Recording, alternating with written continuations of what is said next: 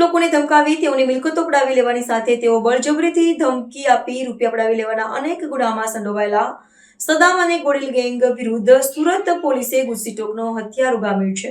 સુરતમાં organise crime આચરનારાઓ સામે પોલીસે ગુજસી ટોકનું હથિયાર ઉગામ્યું છે, જેને લઈ અનેક માથાભારે આરોપીઓ સામે ગુજસી ટોકનું ફરિયાદ નોંધી જેલમાં ધકેલી દીધા હતા. જે અંગે એસઓજીના નાયબ પોલીસ કમિશનરે વધુ માહિતી આપી હતી. સદ્દામ ગોડિલ એક ગેંગ છે, જે ગેંગની અંદર મુખ્ય જે આરોપી છે ઇમ્તિયાજ ઉર્ફે સદ્દામ છે, એનો ભાઈ છે ફૈઝલ, એ ગેંગનો એક બીજો સભ્ય છે.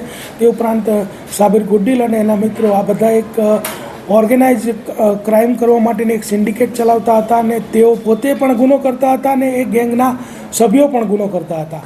આ લોકોના વિરુદ્ધમાં 2006થી અત્યાર સુધીમાં ટોટલ 13 ગુનાઓ દાખલ થયેલા છે અને આ બધા જ ગુનાઓ જે છે ખંડણી, ધાકધમકી, છેતરપિંડી, લૂંટ અને મારામારીના છે. અને આ ગુનાઓની અંદર આ લોકો જે છે એના જે એમો એવી હતી કે એ લોકો કોઈની સારા સજ્જન માણસોની જમીનો પડાવી લેવી, એના જંત્રી ભાવ આપીને બીજા પૈસા ન આપવા તથા કોઈ વ્યક્તિને બીજા કોઈ લુખ્ખા તત્વોને વચ્ચે નાખી અને કોઈની પાસેથી પૈસા પડાવવા તથા ધાકધમકી આપવી તથા USDTનો વેપાર કરવો અને GSTનું ભારત સરકાર સાથે GST કૌભાંડ કરવું તથા આવા અનેક ગુનાઓ આ લોકો સતત પ્રવૃત્તિ કરીને આચરતા હતા. એના વિરુદ્ધમાં 13 ગુનાઓ દાખલ થયેલા છે અને આ જે ગોડિલ કરીને જે આરોપી છે એના વિરુદ્ધમાં તો મુંબઈમાં પણ એક ગુનો દાખલ થયેલો છે. એટલે આ લોકો એક આંતરરાજ્ય ગેંગ ચલાવે છે અને આંતરરાજ્ય દરેક રાજ્યોમાં આ લોકો આવી પ્રવૃત્તિઓ કરતા હોય છે.